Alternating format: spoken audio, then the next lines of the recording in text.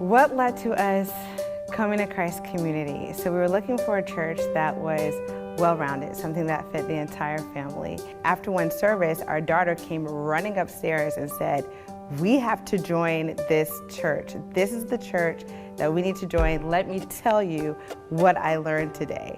I just remember it like I just walked through the doors that day we visited. And he just said, "What's your name? Let's go to lunch." What stuck with Wesley was the fact that he was able to build relationships with men that didn't look like him. And we went to this Italian restaurant and he just opened up about race and about where we was as a church, what the church has been praying for, and just praying for more diversity and saying how our families is an answer from God, just coming to that church. And just for the fact that we just had a very comfortable conversation about race just from the start. That was the start of our relationships, just being tremendously great.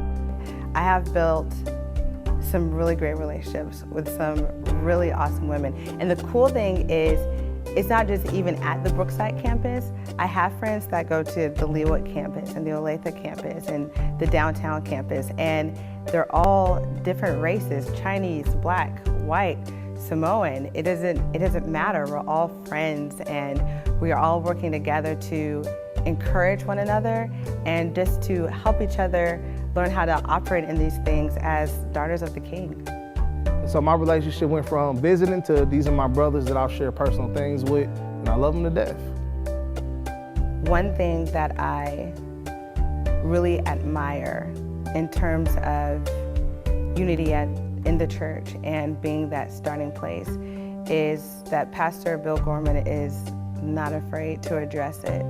He stands up there in front of a predominantly white congregation and fearlessly gives biblical truth. I respect him a lot for that, because a lot of churches, whether it's Black or white, aren't touching it. And he does it in a way that resonates with people, with the injustices that have happened. I had more women come up to me and just cry and say, "Kharissa, I am so ignorant to these things. I truly just don't know because I don't have to live in that experience, and I'm sorry for that."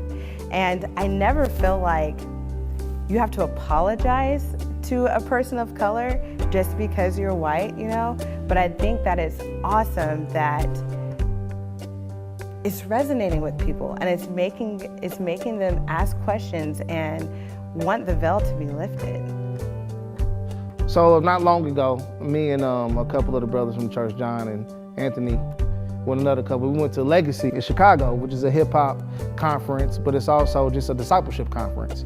And just going to that conference and us being able to bond together, get to know each other, and just us showing that authentic love for one another as brothers and sisters in Christ. We sat, we prayed, we talked about race issues, and from that trip, just coming back from Legacy, that's been a life-changing experience. And that picture is like the perfect picture to show what unity looks like in the church. Black and white brothers and sisters just hugged up, linked up, and showing everybody that we love each other authentically.